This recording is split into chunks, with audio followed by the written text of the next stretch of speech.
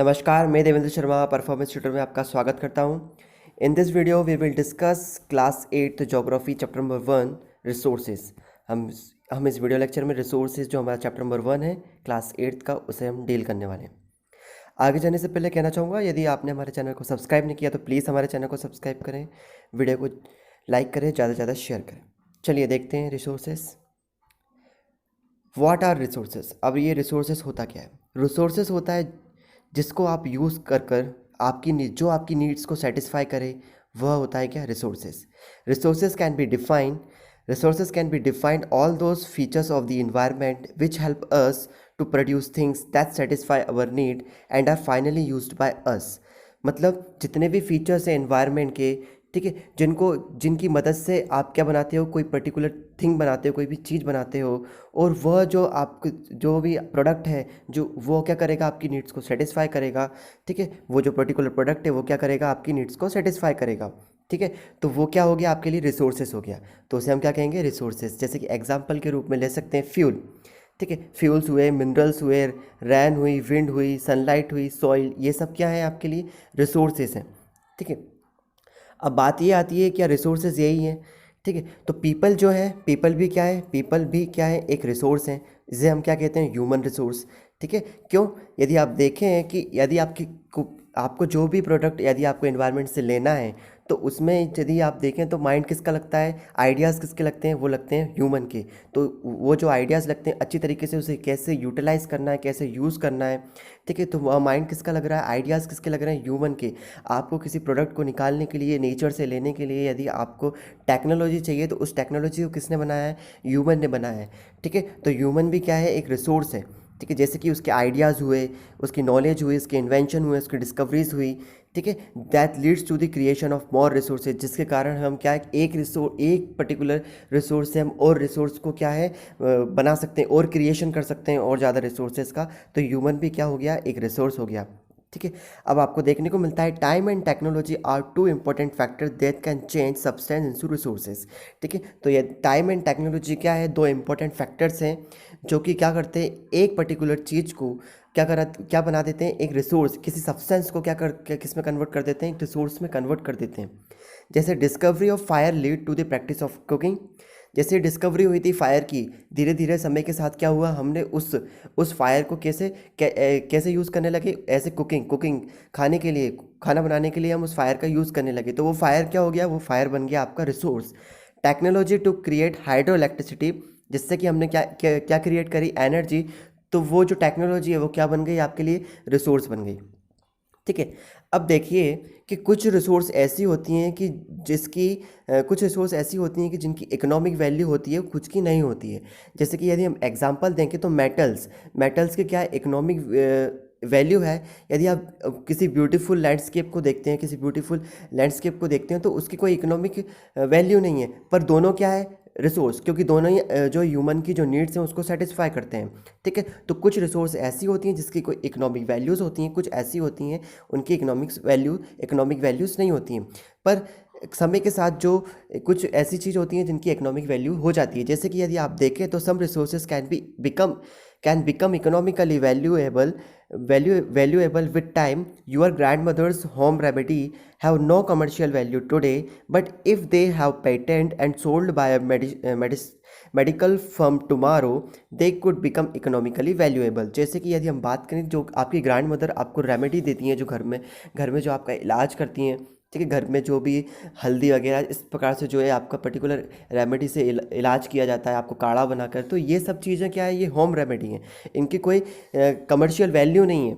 ठीक है, पर ये जब ये चीज़ जो है पैटेंट हो जाती है, पैटेंट का मतलब होता है कि किसी भी पर्टिकुलर चीज़ पर एक्सक्लूसिव राइट मिल जाना। ठीक है, आपका कोई आइडिया है या आपका इन्वेंशन है, उस पर जो है एक्सक्लूसिव राइट मिल जाता है, तो उसे हम कहते हैं पैटेंट। जब उस पे पर्टिकुलर प्रोडक्ट पर जो है राइट मिल जाता है, तो आप उसको जो है उसकी कमर्शियल वैल्यू हो जाती है। जैसे कि यदि आपकी ग्रैंड मदर की रेमेडी है, आज जो है उसकी कोई वैल्यू नहीं है, कल मार्केट में यदि आपको उसका पैटेंट हो जाता है, पूरी तरीके से वो वेरीफाई हो जाती है कि हाँ ये अच्छी मेडिसिन है, तो कल क्या होगी, मेडिकल की जो शॉप्स हैं वहाँ पर जो है बिकने लगेगी, तो उसकी क्या हो जाएगी? वो भी क्या बनने जाएगी?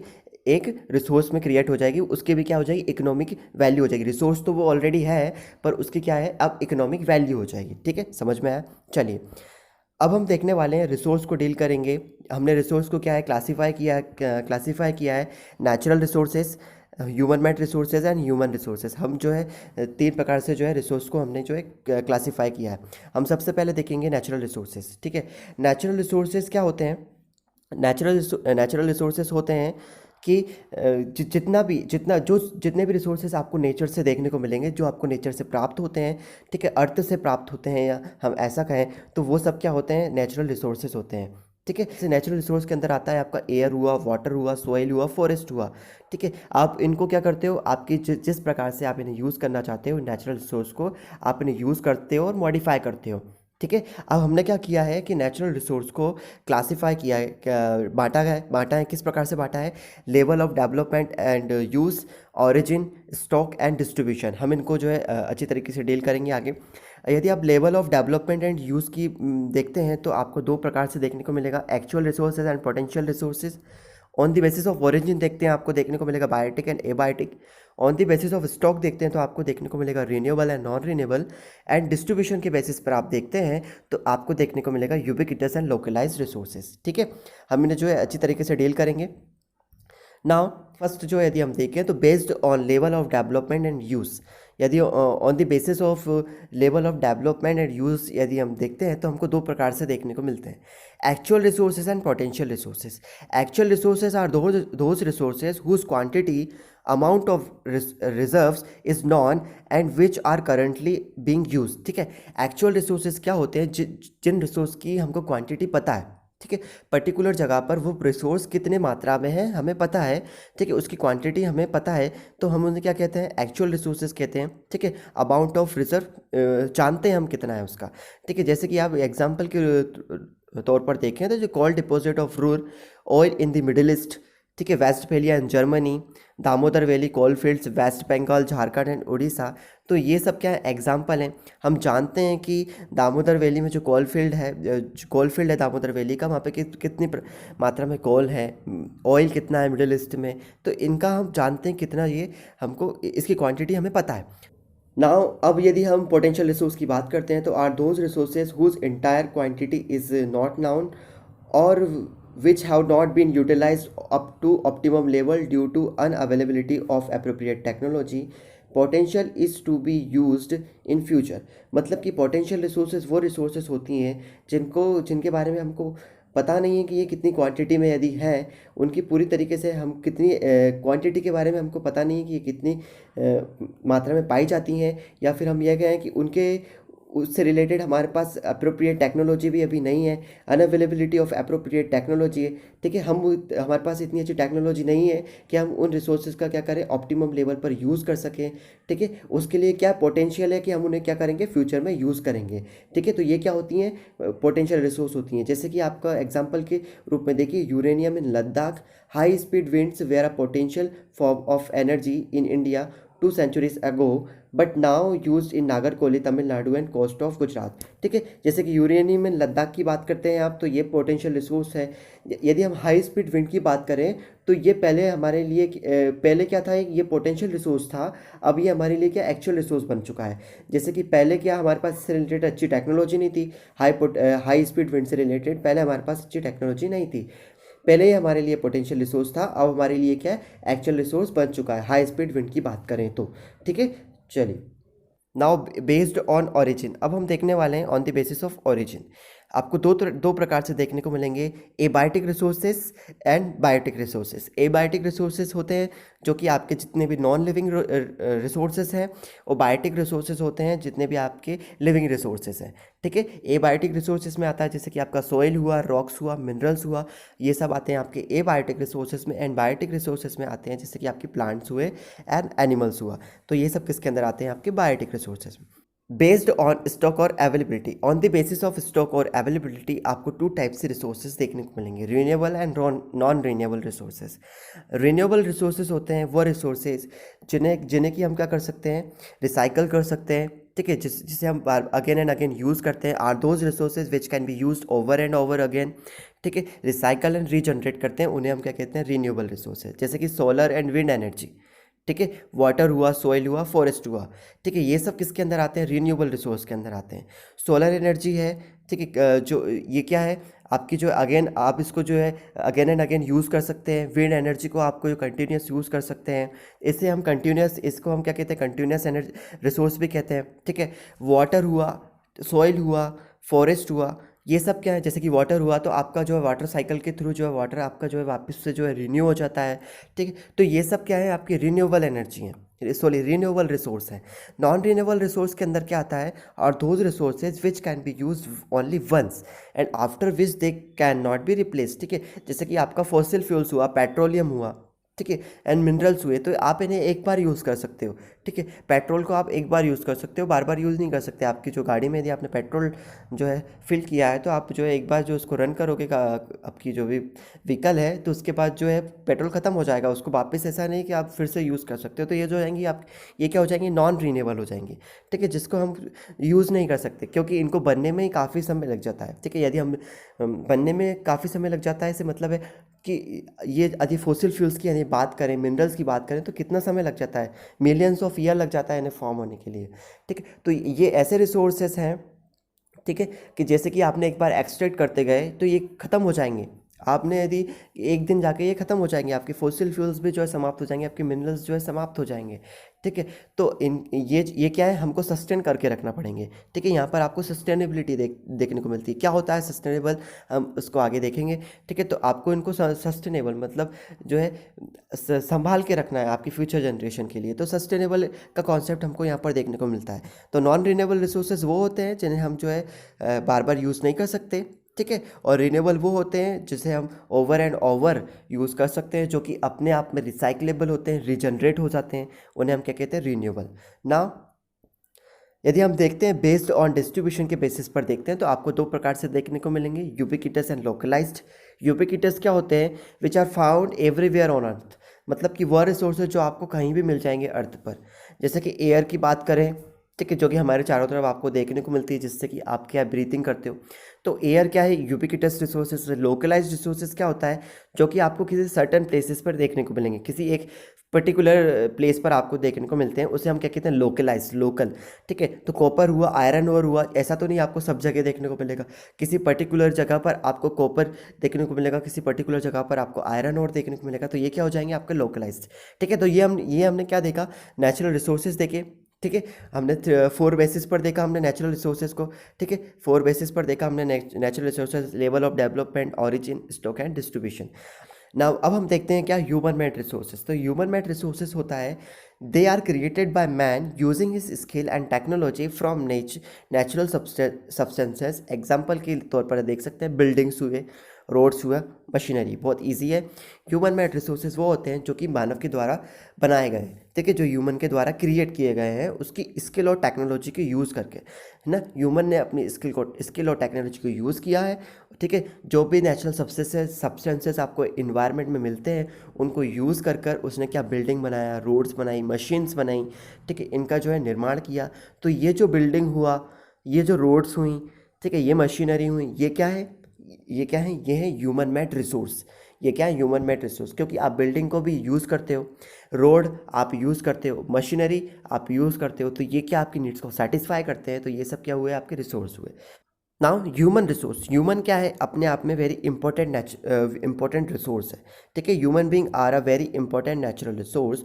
Human beings can make the best use of other natural resources through their intelligence, knowledge, skill and technology developed by them. मतलब कि यदि आप बात करें, तो जो ह्यूमन बींग है वो क्या करता है कि जितनी भी नेचुरल रिसोर्सेज हैं उनको अपनी अपनी जो इंटेलिजेंस है, अपनी जो नॉलेज है, अपनी जो स्किल है और अपनी जो बनाई गई खुद के द्वारा बनाई गई जो टेक्नोलॉजी है, ठीक है, जो भी खुद ने बनाई है, जो ह्यूमन ने ही बनाई है, उनको यूज़ कर कर उनको जब वो यूज़ करता है, जो उधर नेचुरल रिसोर्सेज को किस तरीके से यूज़ किया जाए, इन सब चीज़ों का यूज़ कर कर जो है उधर जो नेचुरल रिसोर्स है उसे हम कैसे यूज़ कर सकें, तो इसे हम क्या कहते हैं, ह्यूमन रिसोर्स कहते हैं।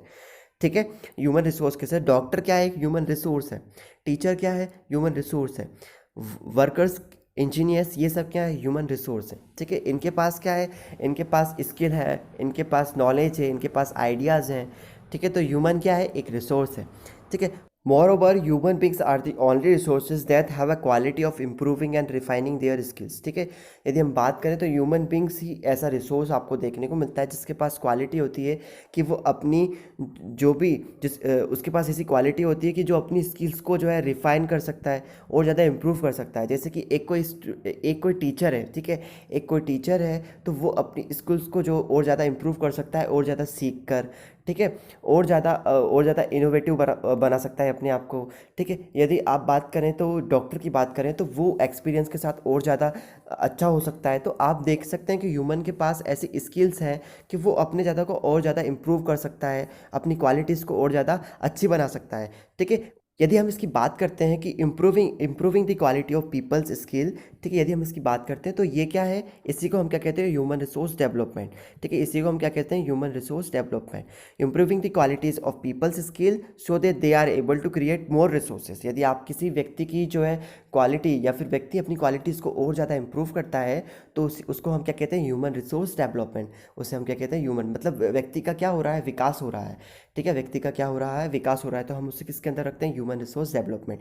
ह्यूमन रिसोर्स डेवलपमेंट क्या होता है, अच्छे समझिए, ह्यूमन रिसोर्स डेवलपमेंट होता है कि व्यक्ति की क्वालिटीज़ को और ज़्यादा इम्प्रूव करना, जो उसके अंदर क्वालिटीज़ हैं उसको और ज़्यादा, उसकी जो स्किल्स हैं उसको और ज़्यादा इम्प्रूव करना, उसे हम क्या कहते हैं, human resource development.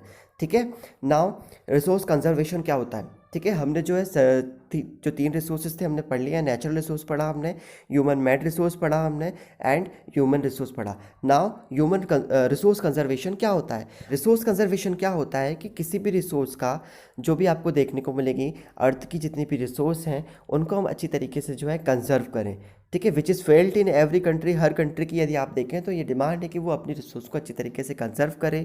This ensure that this resources are not waste, ये रिसोर्स जो है वेस्ट ना हो, they are used carefully, this is called resource conservation. ठीक है, उनको अच्छी तरीके से केयरफुल तरीके से यूज़ किया जाए। सस्टेनेबल डेवलपमेंट क्या होता है, sustainable development is the process of development in which resources are used wisely without wasting them or damaging the environment। मतलब कि सस्टेनेबल डेवलपमेंट ऐसा यह होता है कि आप डेवलपमेंट इस तरीके से कीजिए कि आपकी जो रिसोर्स हैं वो ना ही वो आपकी रिसोर्स वेस्ट हो, ना ही उन जो भी आप यूज़ कर रहे हो उससे आपका जो एनवायरनमेंट है वो उसको कोई हानि ना हो। ठीक है, जिस आपका एनवायरनमेंट हो डैमेज ना हो। ठीक है, और रिसोर्स को आप इस प्रकार से यूज़ कीजिए कि आपकी जो फ्यूचर जनरेशन है वो भी वो भी क्या, उसको अच्छी तरीके, उसके लिए भी आपको क्या करें, उसके लिए सस्टेन करके रखें, वो रिसोर्स क्या करें, सस्टेन करके रखें, उसके लिए बचा के रखें। इतना ज़्यादा आप जो है उनको रिसोर्सेज को ना, आपकी रिक्वायरमेंट से ज़्यादा आप उन रिसोर्सेज को ना यूज़ करें। ठीक है, जितना आपको लग रहा है मतलब वेस्ट ना करें, जितना आपको लग रहा है उतना ही मात्रा में आप उसे यूज़ करें। ठीक है, और और क्या करें, डैमेज भी ना हो आपका एनवायरनमेंट और आपकी, अब यदि आप उसको वेस्ट ना करेंगे तो आपकी जो फ्यूचर जनरेशन है आप उसके लिए बचा के रख पाएंगे, तो ये क्या होगा, सस्टेनेबल डेवलपमेंट हो पाएगा। ठीक है, आप डेवलपमेंट कर रहे हो, अच्छी तरीके से कर रहे हो, सस्टेनेबल वे में कर रहे हो। ठीक है, तो सस्टेनेबल वे समझ में आया। ठीक है, तो रिसोर्स कंजर्वेशन वेरी इंपॉर्टेंट।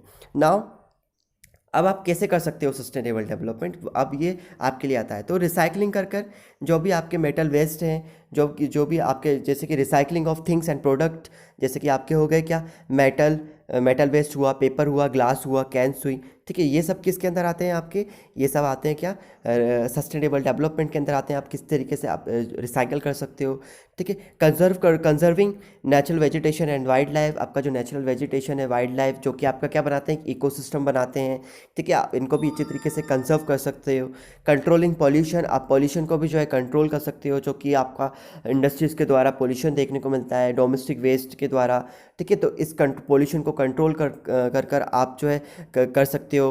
ठीक है। Sustainable, developing technologies to tap renewable resources, ठीक है। आप ऐसी ही टेक्नोलॉजीज बना सकते हो जिससे कि आप क्या कर सकते हो, जो आपकी रिन्यूएबल रिसोर्सेज हैं उनको आप क्या टैप कर सको, ठीक है। रिन्यूएबल रिसोर्सेज का मतलब होता है सन, विंड, वाटर, टाइड्स, ठीक है। आप इन्हें क्या कर सकते हो, अच्छी तरीके से टैप कर सकते हो, इस तरीके से आप कर सकते हो।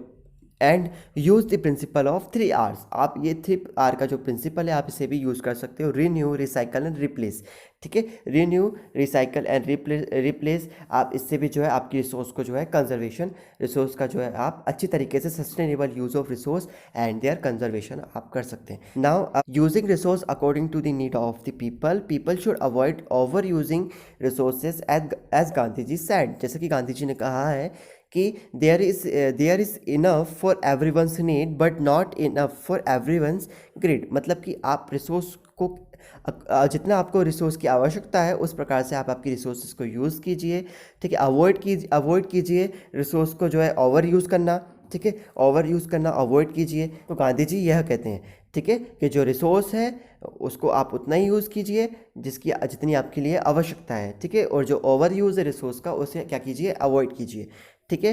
तो इसी के साथ हमारा ये चैप्टर है अब यहीं पर समाप्त करते हैं इस चैप्टर को। यदि आपको वीडियो अच्छा लगा हो तो प्लीज़ हमारे चैनल को सब्सक्राइब करें, वीडियो को लाइक करें, ज़्यादा से ज़्यादा शेयर करें। थैंक यू, धन्यवाद।